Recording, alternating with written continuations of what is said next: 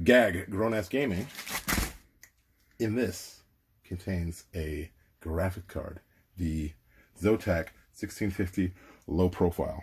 Now, that's a trash graphics card by a lot of people's standards because it's not a fucking Titan, it's not a 2080 Super, but for us, it'll be exactly what we need. First off, big thanks to my girlfriend Kyle for filming this video. This is not normally her thing, and so I am so lucky to have her do this for me.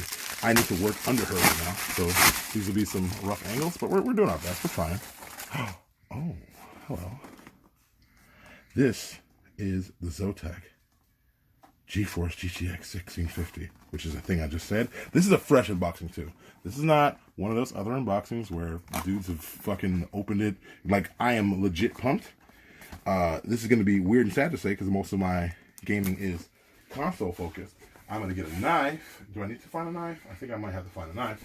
While most of my gaming is console focused, this is my first time like really buying a graphics card outright. Normally I buy a pre-built system, that's fine, or something gaming. So this is my first ever graphics card that I'm buying, and I'm kind of pumped about it. And people are probably really curious like why I would start with such a low power graphics card. One of the reasons that I did that is because, one, I don't play computer games a lot. I'm more of a console gamer. And then two, I tend to stick with pre-builds. I have been thinking about building my own setup, and at some point you guys will see that when I do that. But for now, we're not there. And one of the things with pre-builds is that you have to worry about power consumption, which is something that matters to me, because the most graphically intense game I play, I think, is like, I mean, I have Destiny on my computer, but I play like StarCraft. That's the only thing I play regularly. This is not, oh, I have a box cutter right here. I don't know what the fuck I'm doing. So I play StarCraft consistently, and that's it. Just to fucking be a Bronze League hero.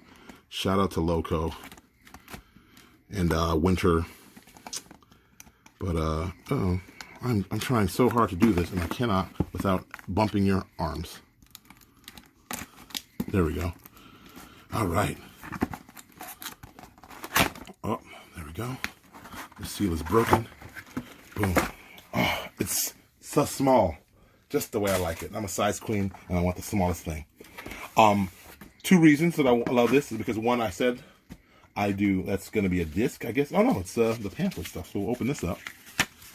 It's a cool little design envelope. I'm breathing very heavy. We've recently been running. And when I say running, I mean doing nothing most of the day. You know, we're in quarantine. Shout out to the Quaranteam for these Quaranstreams.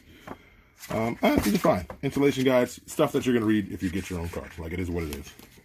If you see anything on here and it's a deal, you can take it before me and knock yourself out. What we want is this stuff. And in Siri, oh, it's so small. Look, mama. It's so tiny. Oh, look at that. So this thing actually comes with two brackets, which I'm fucking pumped about. Siri's still in the back going crazy. So this is the regular size bracket for you to put in any kind of regular size desktop, and this is the low profile desktop. This is going to be super handy if you buy a slimline pre-built PC that's a workstation from Dell or HP or anything like that, or any kind of maker. It could be Lenovo, whatever. The brand doesn't matter. But the idea is that you can easily switch this off by changing the two standoffs right here and screws, and to put that on, and it'll fit in a small form factor. So why I love these is that these become rare very quickly. And what started off as what people were saying was an overpriced $150 or $160 card can quickly and has jumped up to $300, or will even maintain its price for years. People are still paying $200 or $150 for a 10 or 750 Ti's. Even 1050 Ti's are still going for a crap ton of money online. So this is an investment, one, in the ability to build out small workstations, and then resell in case I ever want to build out into something bigger. But this also has a 75 watt TDP, which is amazing. So none of this needs any kind of external power supply. I need nothing else but to plug this into my PCIe slot. That is amazing. So as much as people shit on the 1650s, one, they're great for people who are just starting to get into PC gaming and want something super cheap, because no Titan that's $1,000 and no graphics card that's $1,000 or even more is 10 times as powerful as this. And so maybe you don't need to play everything on 1440p or 4K with 144 hertz or even 244 hertz. Like, that's excessive. And shout out to people who do it. Shout out to traviexmachina. I love his channel. I love what he's doing, and that's my homie. Like, for sure, I get it. However, that's not for me. I don't play computer games enough. And even if I did, I don't know that I would need that fidelity to be happy.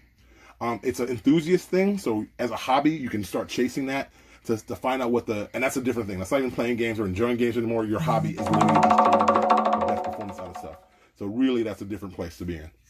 But again, for anyone who is trying to build the cheapest gaming PCs right now, especially when things are hard, especially when people may be losing jobs and people are trying to do the most with the least, this will be it. You can buy a $90 fucking pre-build with a great maybe i7 4790K, slap this in, and you have a fucking gaming PC, like a fucking good gaming PC to play shit on 1080p with at minimum 60 frames per second, which is that tops out the consoles currently.